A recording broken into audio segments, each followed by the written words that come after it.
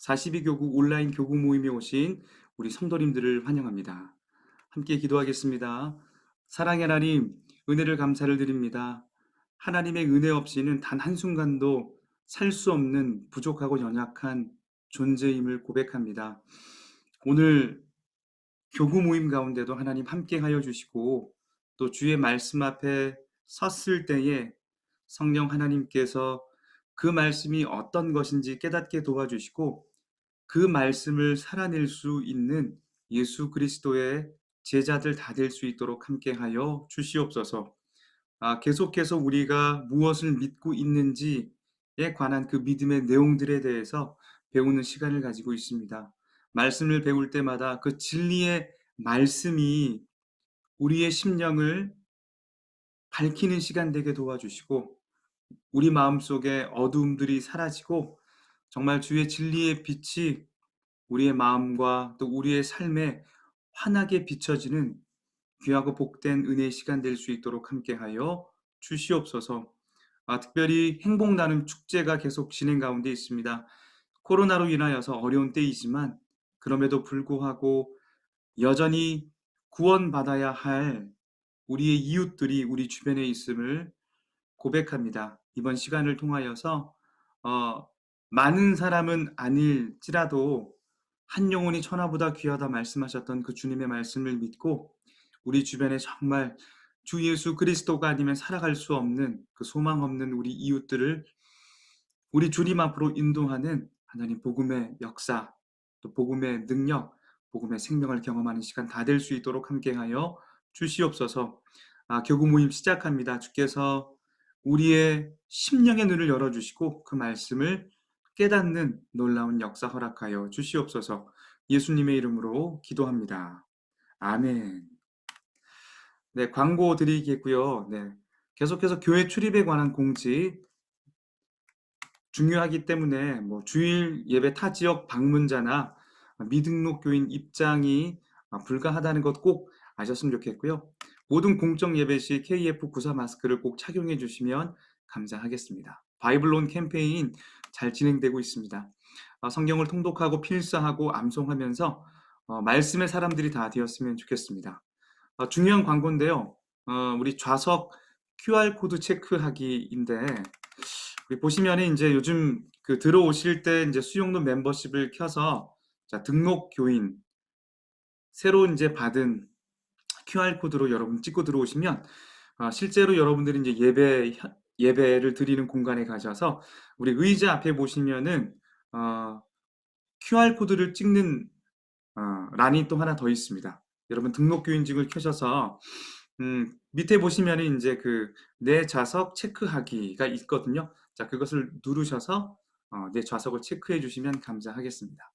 네, 행복나눔 축제 계속 진행되고 있습니다. 이번 주 돌아오는 주일은요, 섬김 주간입니다.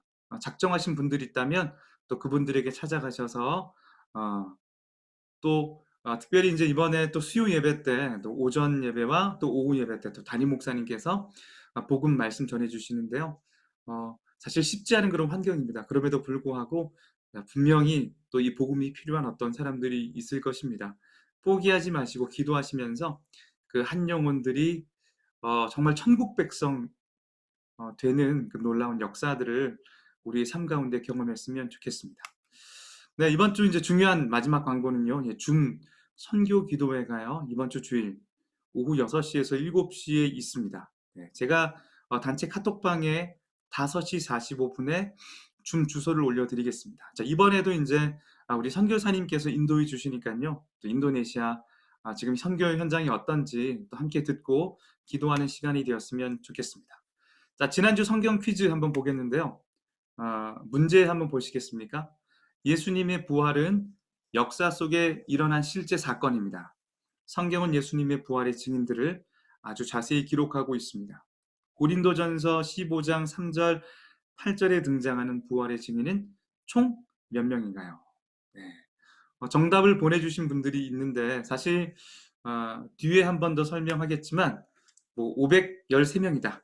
자, 514명이다. 이렇게 보내주신 분들이 있거든요. 제가 강의 때는 513명이라고 짐작하면서 제가 말씀드렸었어요. 근데 이제 밑에 다음 이제 페이지에 보시면은 이제 고린도전서 15장 5절에서 8절까지 말씀인데요.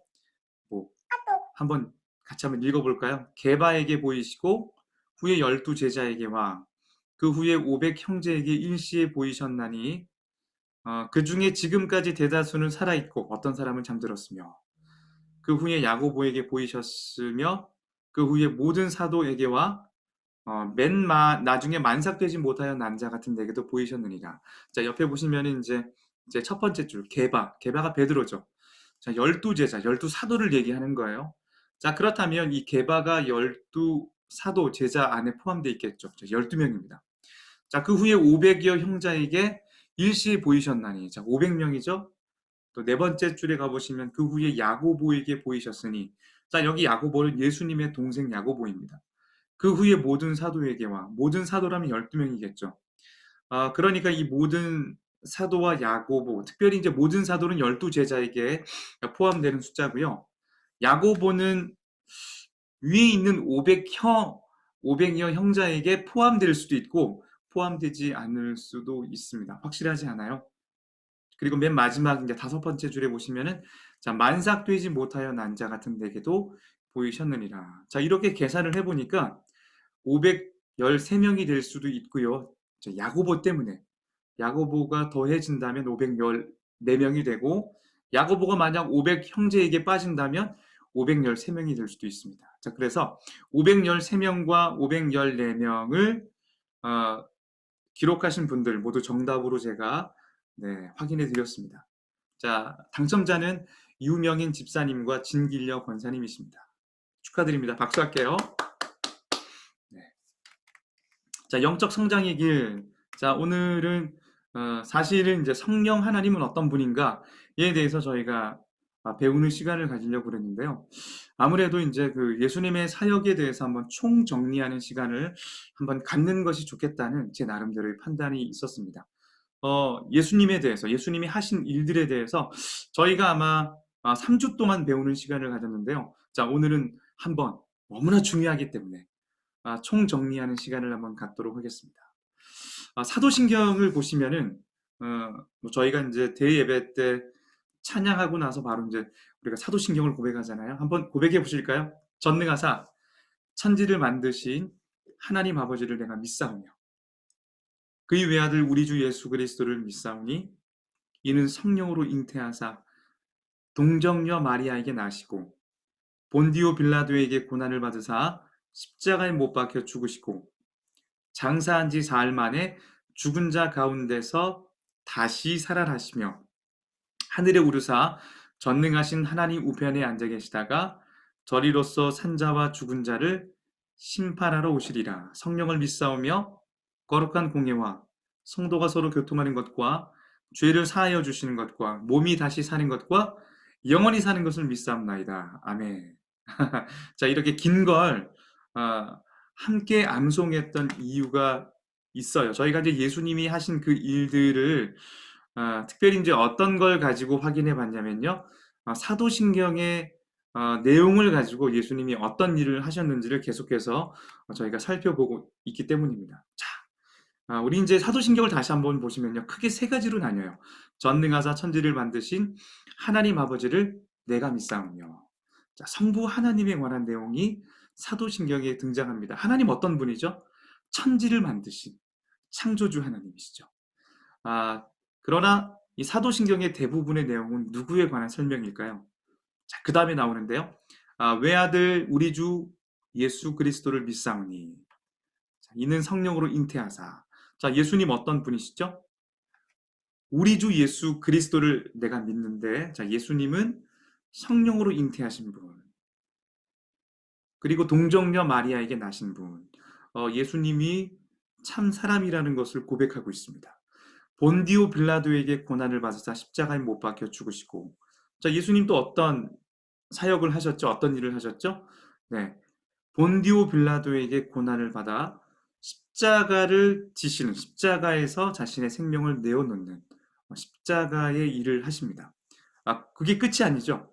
또 우리 사도신경의 고백을 보시면 장사한 지 사흘 만에 죽은 자 가운데서 살아나시며 사도신경은 예수님이 십자가에 달려 죽으신 내용뿐만 아니라 사흘 만에 부활하신 내용도 분명히 기록하고 있습니다.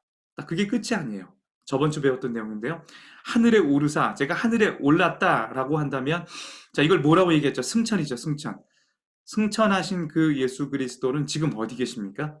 전능하신 하나님 우편에 앉아 계시다가. 또요, 그게 끝이 아니죠. 가장 중요한 거요.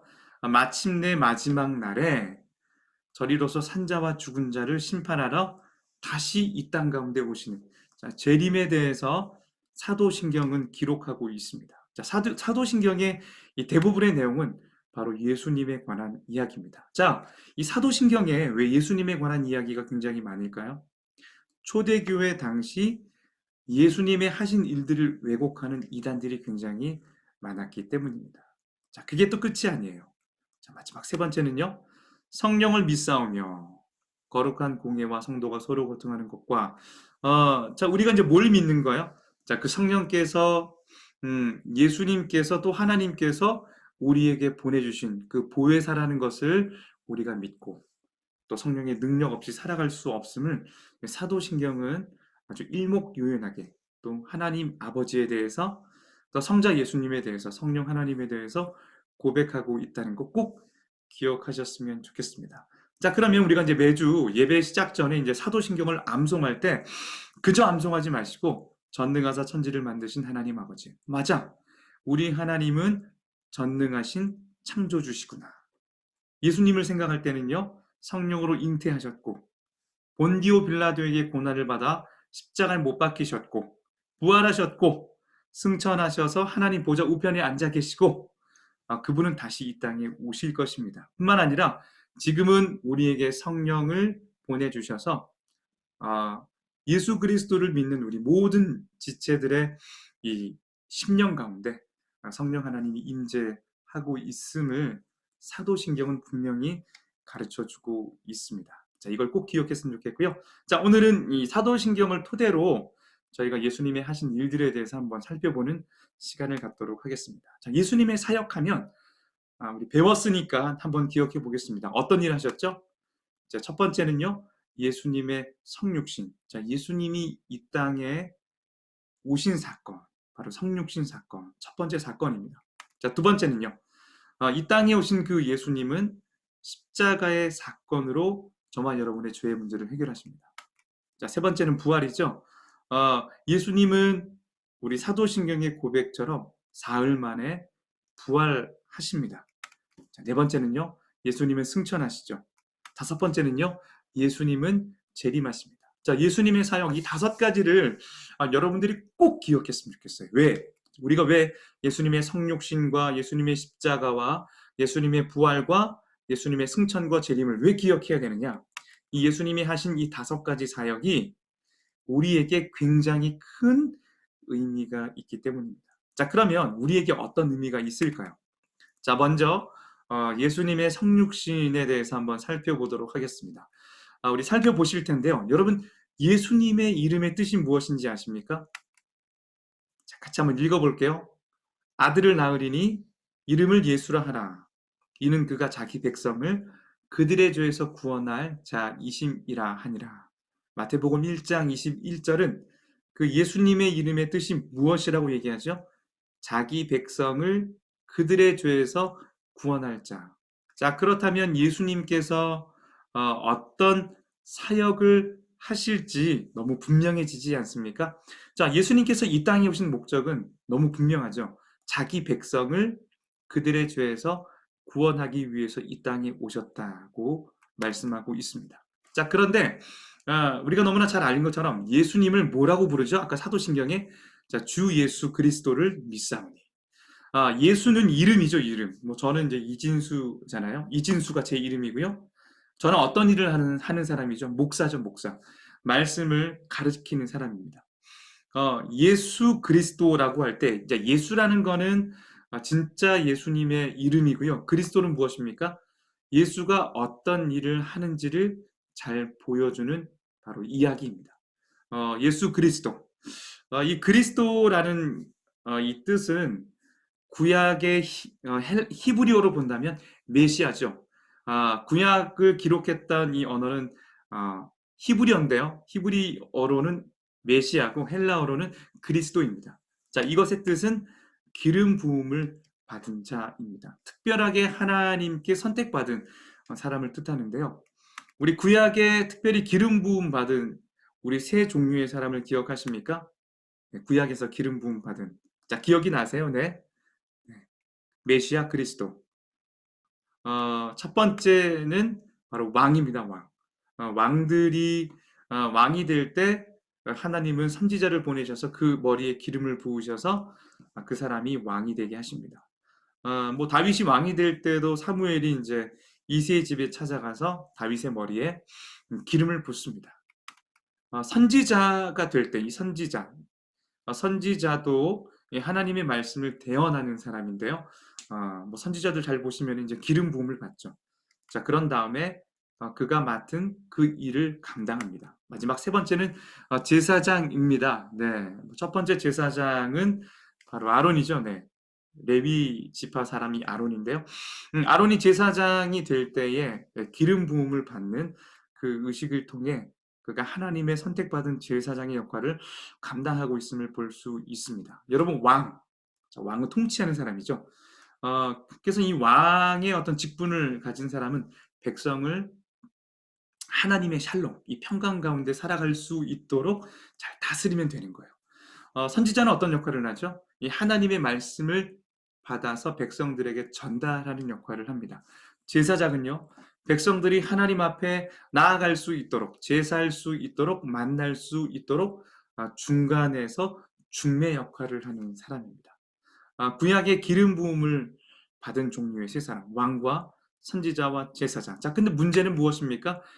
이런 구약의 이 인간 왕, 인간 선지자, 인간 제사장들은 다 불완전한 모습을 보여줍니다. 다윗도 실수하고요.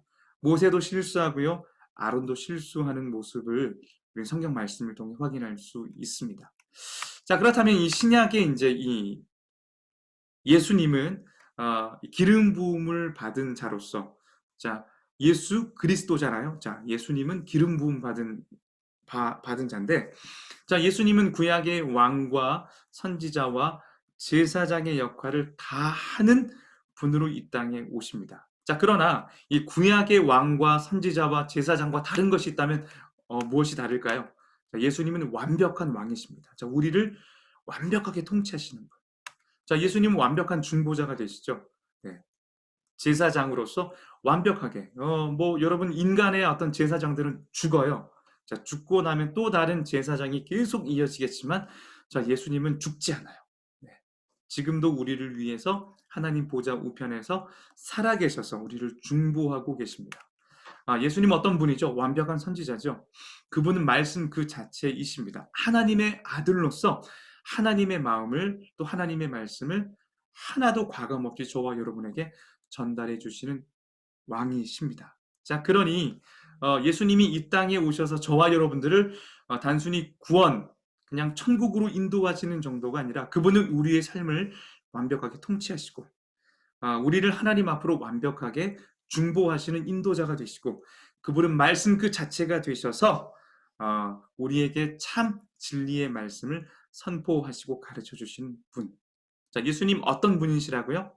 자, 메시아신데 왕과 선지자와 제사장의 이 세 가지 역할을 완벽하게 수행하시는 메시아. 자, 그렇기 때문에 신약의 이 유대인들이 하나님께서 보내주시는 그 메시아를 그토록 기다렸던 것입니다. 자, 그렇다면요, 예수님은 왜 이 사람으로 이 땅에 오셨을까요? 아까 동정녀 마리에게 낳으셨잖아요. 네. 우리 마태복음 1장 21절에 보시면 아들을 낳으리니, 자, 아들을 낳는다. 이 아들이 누구를 가르치죠? 예수님이죠. 아들을 낳으리니, 마리아가 아들을 낳으리니, 자, 사람을 낳는 거예요. 그 이름을 예수라 하라. 자, 이 말씀을 통해 알 수 있는 건, 자, 예수님께서 사람의 몸을 입고 이 땅에 오셨다는 것입니다. 자, 그렇다면 여러분 성육신이 어떤 뜻일까요? 성육신. 이 성육신이라는 건 굉장히 신비한 개념인데요. 신적인 존재가 인간의 육체 안으로 들어와 거하는 것을 이르는 말입니다. 자, 그러면 여러분, 예수님은 어떤 분이죠? 동정녀 마리아에게 태어났기 때문에 사람이죠, 사람. 네. 인간의 육체를 가진 참 사람이십니다. 자, 그런데 신적인 존재가 그 인간의 육체 안으로 들어와 거했다. 자, 이것이 성육신입니다.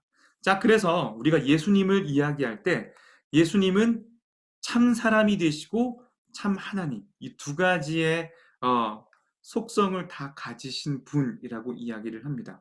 뭐 이제 신학적인 용어로는 인성과 신성을 동시에 가지신 분. 자, 이게 이제 인카네이션이죠. 하나님께서 신이신 그 하나님께서 인간의 육체를 입고 이 땅에 오신 그 사건, 굉장히 신비한 사건이잖아요. 그것을 우리가 성육신이라고 이야기를 합니다. 자, 그렇다면 이제 궁금한 게 생기죠. 하나님이신 예수님, 신이신 그 예수님께서 왜 인간의 몸을 입고 이 땅에 오셨을까요? 중요한 건 이것입니다. 결론적으로 말씀드리자면 저와 여러분을 구원하시기 위해서 예수님이 성육신, 신성과 인성을 가지신 사람의 모습으로 이 땅에 오셨다는 것입니다. 자, 그렇다면 이제 그것이 우리의 구원과 이 성육신이 어떤 연관이 있는지 한번 보도록 하겠습니다. 자, 먼저는 인성이죠. 자, 인성. 인성이 나빠. 그 인성이 조인성 뭐 그런 인성 아니에요. 참 인간이라는 거예요. 예수님은 참 인간이시다. 자, 그렇다면 왜 예수님이 참 인간으로 인간의 몸을 가지고 이 땅에 오셔야 했는지는 여러분 생각해 보십시오. 인간이 어떤 죄를 지었을 때에 그 죄를 해결하기 위해서는 만약 어떤 재물이 필요하다면 구약의 관점에서 본다면 구약에 이제 인간이 죄를 지으면 그 죄 문제를 해결하기 위해서 하나님 앞에 뭐 송아지도 뭐 소도 송아지 뭐 염소나 그다음에 양들을 이제 데리고 나가는데요. 그러나 실제적으로 잘 보시면 그 염소 사람의 어떤 죄를 대신하여 죽는 그 동물들은 그 죄를 없이 한 것이 아니라 잠깐만 살짝 덮습니다. 자, 그렇기 때문에 죄를 지을 때마다 계속 반복이 되는 거죠. 어떤 면에서 그렇죠? 자, 완벽하지 않아요. 그 재물은 완벽하지 않습니다. 자, 그런 관점으로 본다면 인간이 죄를 지었다면 그 인간의 죄는 누가 속할 수 있는 거예요? 같은 인간, 동급인 인간이 대신 죽어야 그 죄의 문제를 해결할 수 있습니다. 자, 그렇기 때문에 예수님께서 인간의 몸을 입고 이 땅에 오신 것입니다. 자, 근데 문제가 하나 있어요.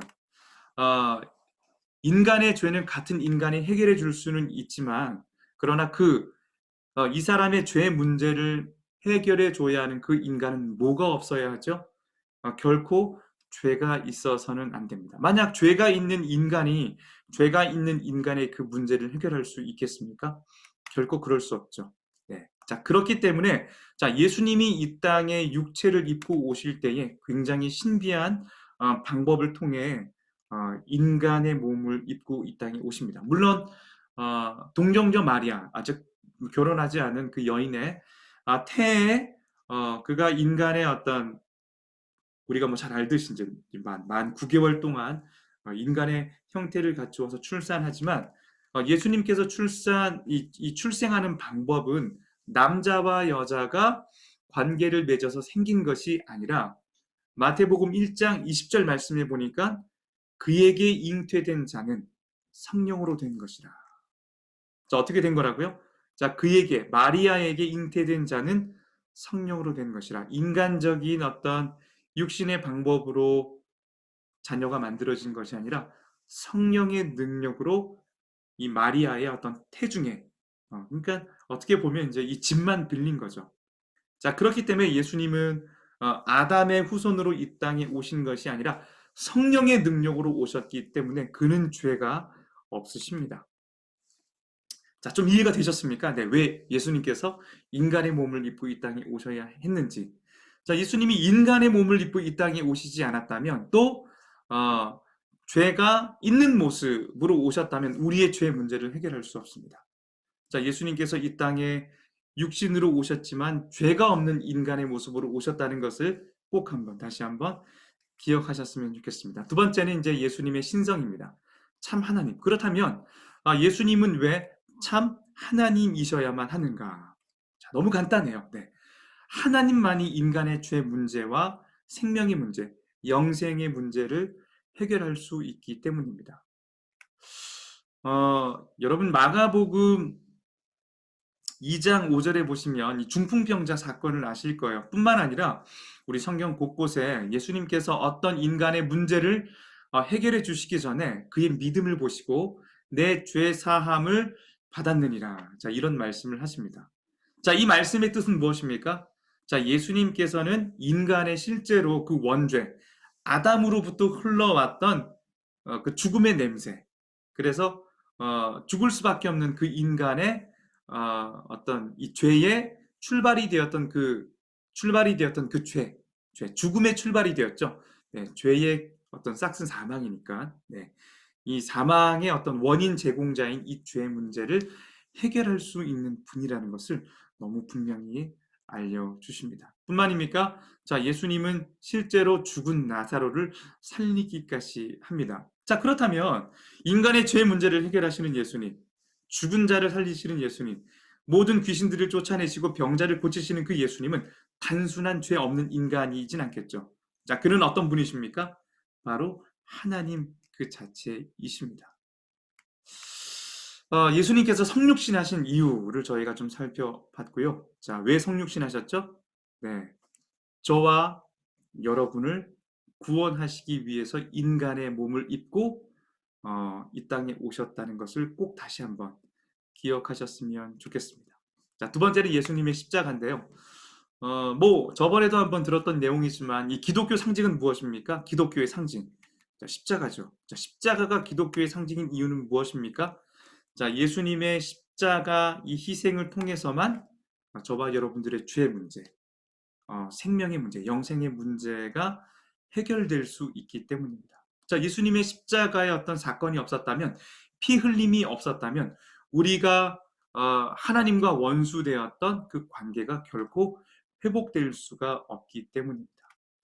자, 십자가 사건이 이제 제가 한번 십자가 사건의 역사성이 뭔지 아시죠? 진짜 예수님의 십자가 사건은 역사 속에 일어난 실제 사건이다. 자, 그런 표현인데요. 자, 예수님의 십자가 사건이 역사적인 사실이라는 것을 증언해주는 성경의 기록들이 굉장히 많습니다. 물론 뭐 지금은 이 뭐 과학이 발달한 시대고 뭐 CCTV가 있고 뭐 여러 가지 뭐 이제 뭐 굉장히 과학적인 논증 방법이 굉장히 발달했겠지만, 자, 2000년 전에는 그러지 못했거든요. 네, 그런 교과서가 있지도 않았고 어떤 그런 과학적인 추론 자체도 없었습니다. 그러나 우리가 성경을 봤을 때에 예수님의 십자가 사건이 역사적인 사실인 것을 증언하는 장치들이 굉장히 많습니다. 자, 첫 번째, 아까 우리가 암송했던 것처럼 사도신경을 보시면은 본디오 빌라도에게 고난을 받으사, 본디오 빌라도는 실제 역사적인 인물이거든요. 자, 그렇다면 예수님의 십자가의 사건이 역사적인 사건이라는 것을 뒷받침해 줍니다. 뿐만이 아닙니다.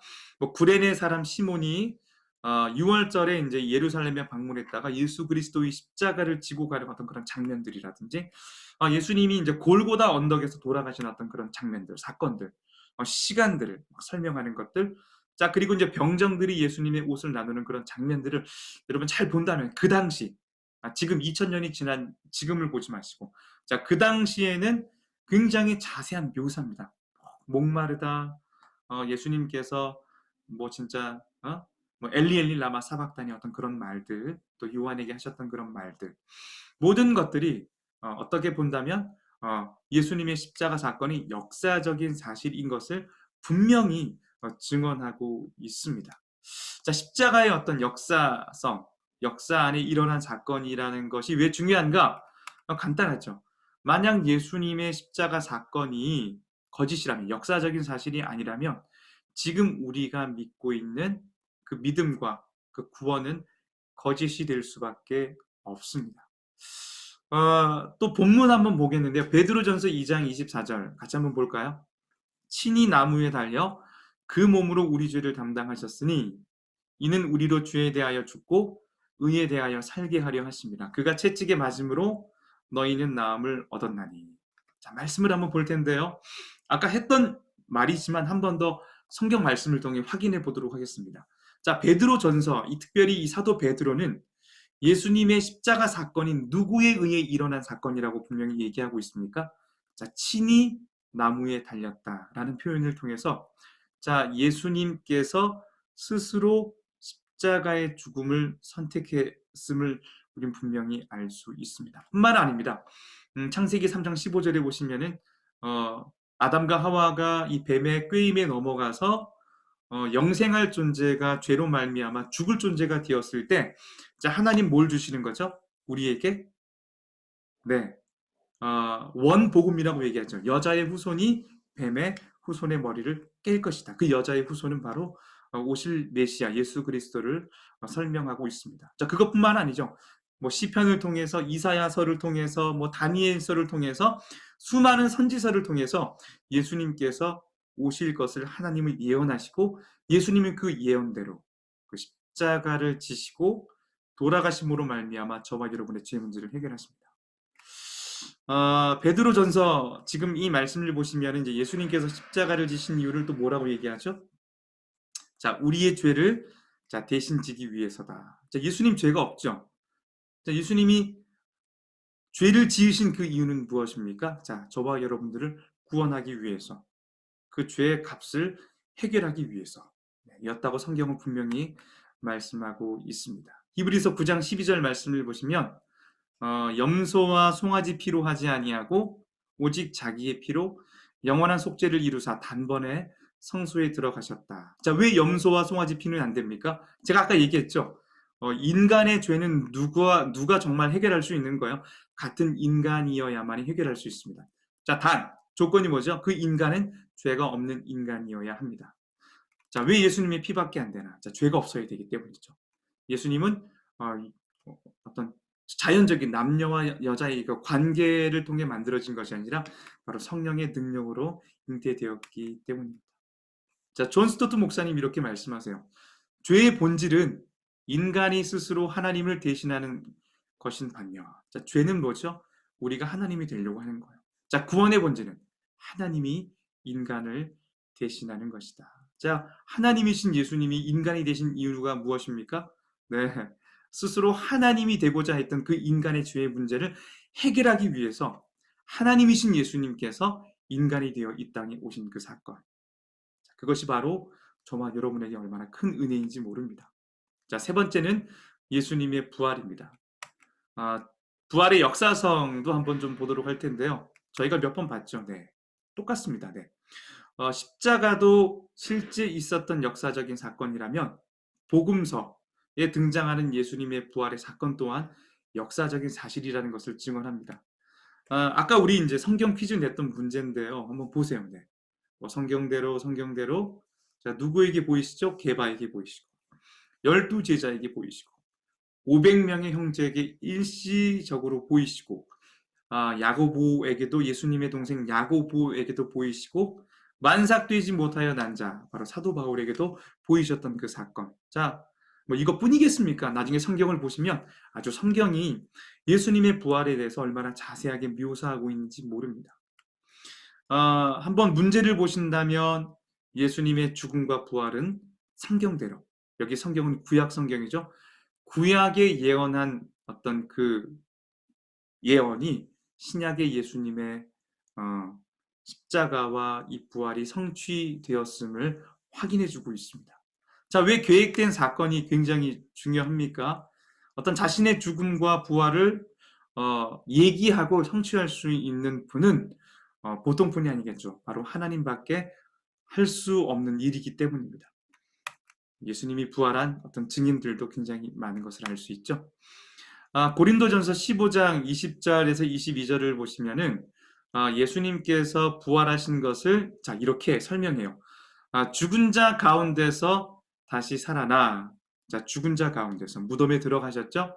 가운데서 죽은 자들이 굉장히 많지만 자, 그 가운데서 살아나신 그 예수님이 성경은 뭐라고 표현하냐면 잠자는 자들의 첫 열매가 되셨다라고 표현합니다. 자, 한번 옆에 있는 분 있으면 한번 얘기해 볼까요? 예수님께서 잠자는 자들의 첫 열매가 되셨습니다. 자, 중요한 건 예수님의 부활을 설명할 때 첫 열매가 되었다 표현합니다. 자, 첫 열매가 무엇일까요? 여러분 똑같은 얘기겠지만 저는 굉장히 사과를 좋아하거든요. 어떤 사과 농장에 갔다고 생각해 본다면 가을이 되면 사과 나무에 아마 사과가 열릴 겁니다. 그런데 분명히 그 중에 가장 빨리 사과 열매를 맺는 나무가 분명히 있을 거예요. 자, 그 사과 열매를 맺는 나무를 딱 본다면, 자, 앞으로 우리는 뭘 기대할 수 있죠? 그 사과밭에 모든 나무에 똑같이 사과 열매가 주렁주렁 열릴 것을 우리는 기대할 수 있습니다. 그러니까 예수님의 부활이 저와 여러분의 부활의 보증이 되어 주신다는 표현입니다. 예수님의 부활이 없다면 저와 여러분의 부활이 있을 거라 어떻게 예상할 수 있겠습니까? 자, 예수님께서 부활하신 이유는 무엇이죠? 저와 여러분의 부활이 확실하다는 것을, 저와 여러분의 영생이 유효하다는 것을 보증해 주는 사건. 자, 그것이 바로 예수님의 부활이라는 것을 꼭 기억하십시오. 자, 마지막 네 번째인데요. 예수님의 승천과 재림입니다.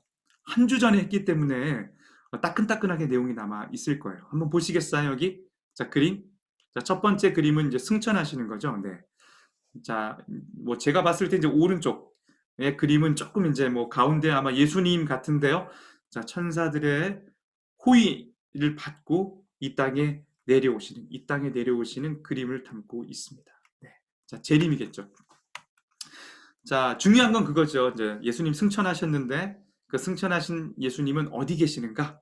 그리고 어딘가에 계신다면 예수님은 그곳에서 어떤 일을 하시는지 한번 성경 말씀을 통해 찾아보겠습니다. 요한복음 14장 3절에 보시니까 가서 너희를 위하여 거처를 예비하며, 예수님은 가서 무엇을 한다고 얘기하죠? 갔다. 승천하신 거예요. 자, 간 목적이 우리를 위하여 앞으로 구원받을 그 하나님의 백성들을 위하여 그들의 거처를 예비하러 간다. 예수님은 십자가와 부활을 통해서 우리 죄 문제, 생명의 문제를 해결해 주실 뿐만 아니라 우리의 집 문제도 앞으로 살아갈 집 문제도 우리의 처소의 문제도 해결해 주시는 분이라 분명히 이야기하고 있습니다. 근데 그게 끝이 아니에요. 하늘에서 우리의 거처를 예비하시는 일뿐 아니라 또 하시는 일이 있습니다. 자, 로마서 8장 34절 말씀을 보시면, 자, 예수님이 승천하셔서 어디를 가셨어요? 하나님 보좌 우편에 앉아 계시죠. 사실 우리는 그곳이 어느 곳인지 알지는 못해요. 중요한 건 성경은 예수님께서 지금 어디 계신다? 하나님과 함께 계시는데 하나님 보좌 우편에 앉아 계신다. 자, 그 다음에 뭐 하시죠? 그 보좌 우편에서 우리를 위하여 간구하고 있다. 자, 여전히 우리를 돕기 위해서 예수님은 하나님 보좌 우편에서 우리를 위해 기도하고 계신다. 자, 이렇게 분명히 말씀하고 있습니다. 자, 하나님 보좌 우편에 계셔서 우리를 위해 간구하고 계신 예수님을 확인할 수 있습니다. 그리고 마지막 또 하시는 일이 있습니다. 예수님께서 만물 위에 교회의 머리가 되었음을 성경은 말씀하고 있습니다. 자, 에베소서 1장 22절 보시겠어요? 자, 같이 읽겠는데요. 시작. 또 만물을 그의 발 아래 복종하게 하시고 그를 만물 위의 교회의 머리로 삼으셨느니라. 자, 하나님께서 십자가에 죽으시고 부활하신 그 예수님을 하나님 보좌 우편에 앉으셔서, 여러분, 하나님 보좌 우편에 앉았다는 게 어떤 의미일까요? 왕의 우편에 앉았다는 것은 바로 왕과 동일한 힘을 가진 존재. 또 우편에 앉았다는 것은 앞으로 예수님께서 하나님께서 통치하시는 그 왕권을 위임받으셔서 저와 여러분들을 심판하시는, 또 이 세상을 심판하시는 절대적인 통치자, 바로 심판자라는 것을 분명히 말씀하고 있습니다. 자, 에베소서 1장 22절에 자, 그러면서 하나님은 예수님을 한 가지를 더 주신 게 있는데요. 네, 바로 하나님이 예수님을 교회의 머리로 삼으셨다는 것입니다. 저와 여러분들이 교회인데요. 예수님이 어떤 존재죠? 머리죠, 머리. 자, 우리는 뭘까요? 자, 예수 그리스도의 몸인 교회겠죠. 네, 가장 중요한 것은 머리입니다. 자, 머리의 역할이 어떤 것인지 아시겠죠? 자, 지시하고 명령하는 역할입니다.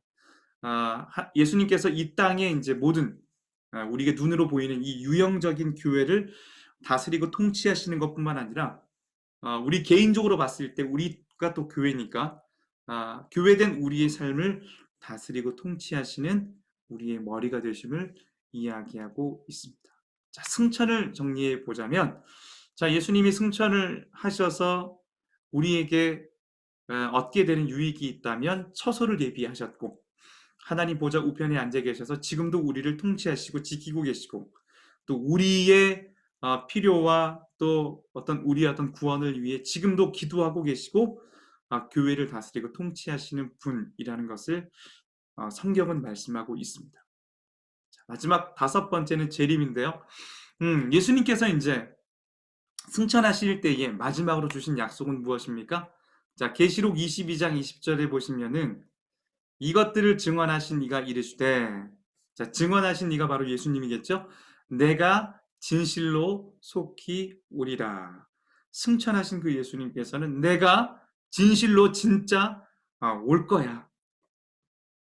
자, 그것이 이제 마라나타죠. 아멘 주 예수여 어서 오시옵소서.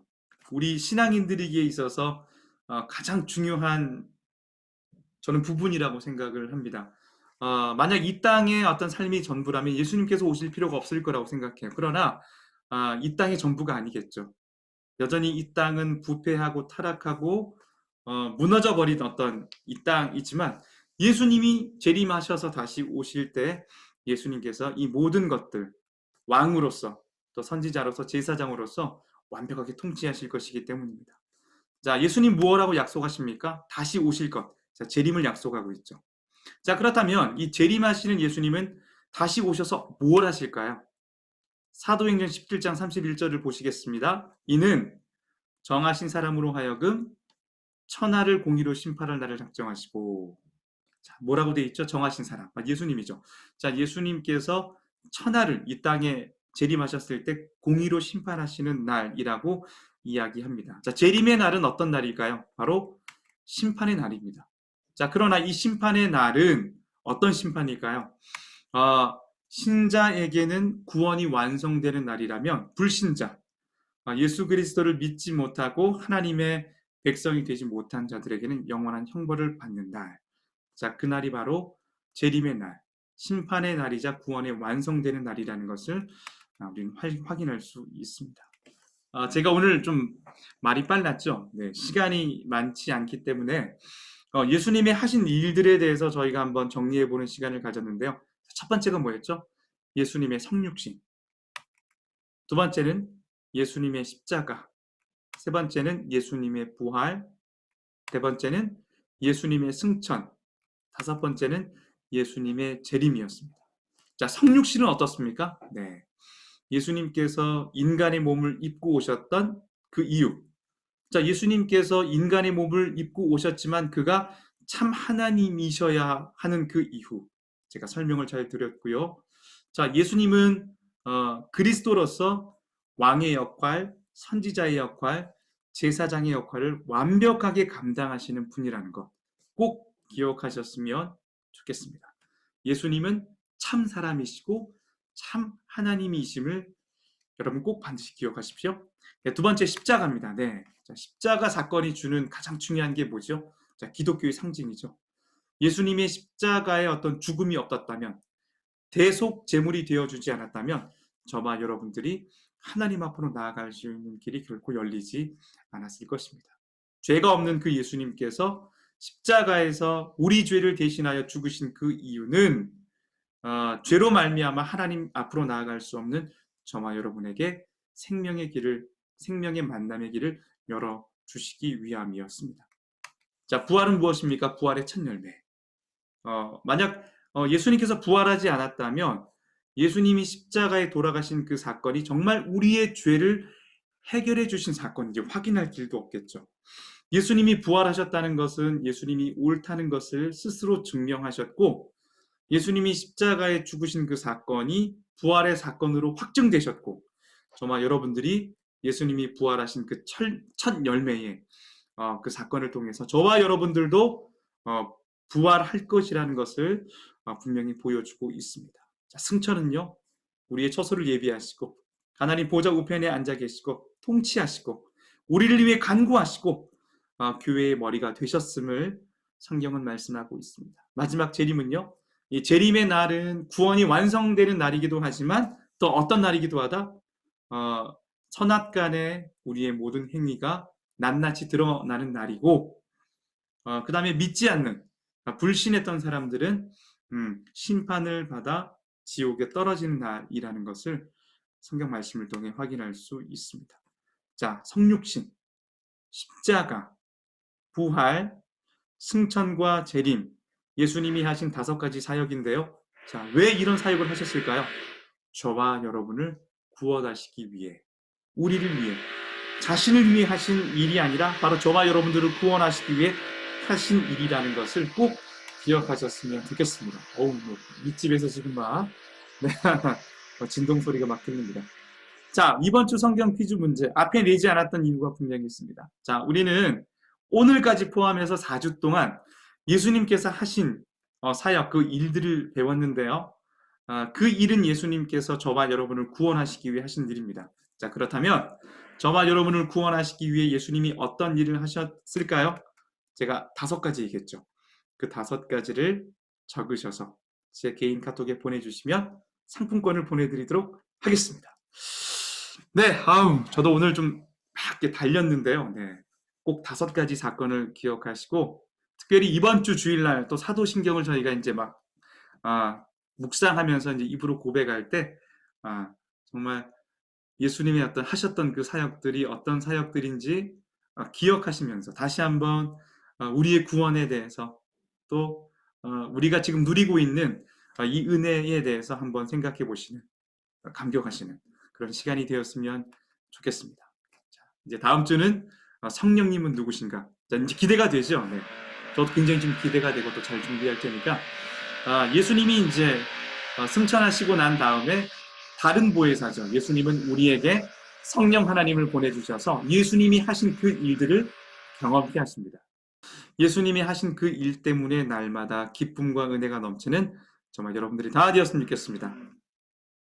오늘 정말 수고하셨습니다. 네, 우리 다음 주 만날게요.